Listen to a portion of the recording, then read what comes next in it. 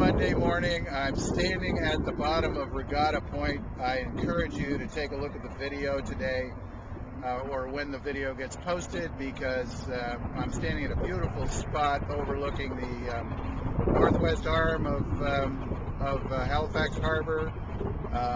You might see some traffic over my right shoulder. That's Quinpool Road going up from the Armdale Rotary, and there's a nice sailing boat behind me. I promised last week, I kind of said off the top of my head that I was going to follow Wayne Dyer's 12 Steps to Inspiration, and I wasn't inspired to do that today, so I'm going to do it whenever I'm inspired to do it, rather than try to be kind of committed to 12 weeks of each step. Last week I felt really committed to that first step, but this week I want to talk about faith. And the reason I want to talk about faith is because yesterday, for the first time in a long time, I went to a church service at the United Church in Trenton, Nova Scotia, with my wife and her family. And while I don't agree with all the language, I do believe that faith is really important, and that spirit is... Oh, sorry. Is this better? Okay, how about that? Is that better now? All right, well, it's about the best I can do. There is a steady wind coming in from my side, but I've turned the camera against, or the phone against the wind. Is that better? A little bit. All right. Okay. So I'll get the phone a little closer in, maybe that's a little bit better too. Anyway, so I was sitting in this church service and I was thinking about faith, and then I remembered that I had read an article not too long ago that spoke about the fact that they've done some scientific evidence to suggest that we're actually hardwired to believe in things. And when you think about that, are not most of us looking for something to believe in? That while we're having this physical experience, do we not go through our lives believing in all kinds of people, all kinds of other things, all kinds of situations that we hear about? We actually believe in television commercials at times.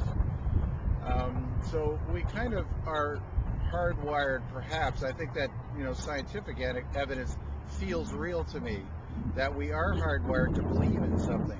When you look at the most noteworthy writings of religious ideas, the Bible, the Quran, the Torah, all of these ancient writings really speak to many of the same ideas, and all of them talk about being faithful.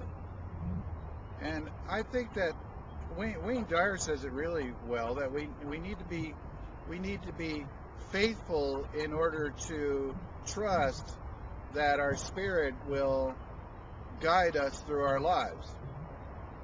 And if we are faithful, that if we do jump in that river of life and pull our anchor up and pull our feet up and just go with the flow, I like to talk about that a lot.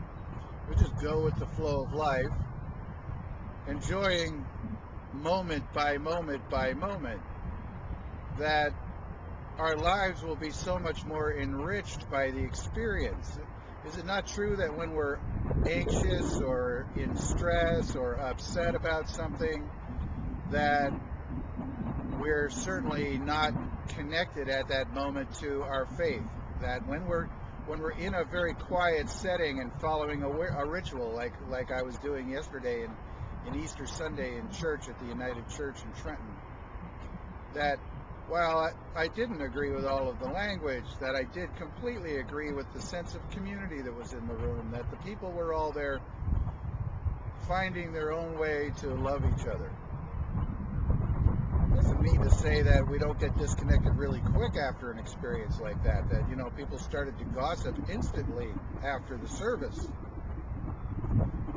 I was witness to that, and it was interesting.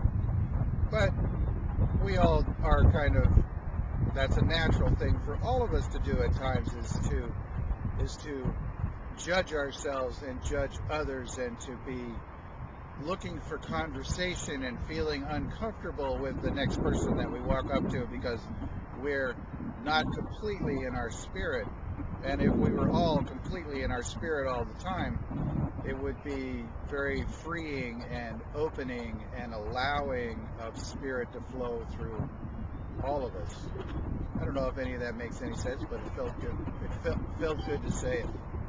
So I guess what I'd like to do is a little tapping round right now, if I may, starting on the karate chop point. And I have no idea of the time. If somebody wants to tell me that I've gone past 9 minutes, that would be wonderful. Tapping on the karate chop point, even though I am disconnected from spirit at times, I love and accept myself deeply and completely. Even though I may be disconnected from spirit at times, I choose my faith, whatever that means for me. Loving and accepting of myself is part of that faith. Allowing spirit to flow through me and not get stuck in me is part of my faith. I love and forgive myself for being disconnected at times. When I forget and I feel stressed and anxious, I can choose to remember my faith and my spirit. And I love and forgive myself deeply and completely. I'd like to do my favorite tapping affirmation, if you don't mind going with me. On the top of the head, my blood and chi are flowing smoothly. Inside eye, I am filled with peace and joy.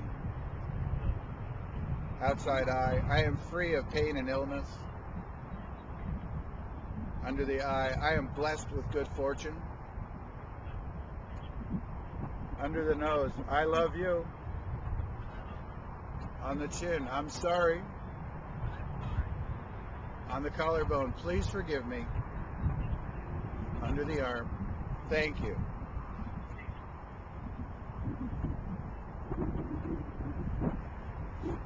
I'm so grateful for the energy that you all bring to this call every Monday morning. I'm so blessed to have been a part of it. I'm so grateful to Paul and Till for supporting me in this, for for all of us reminding each other that the reason that we do this is because it helps us to stay faithful, to stay connected to our spirit, to believe. When we go to higher energy, when we move out of this physical experience and into higher energy, faith won't be a question anymore. So then the question I ask you is it a question now? And if it's a question now, why? My name is Al Rodi. This is 8 for 8. I love you. I'm sorry. Please forgive me and thank you. Have a wonderful day. Have a wonderful week, and we'll see you next Monday for 8 for 8. Bye.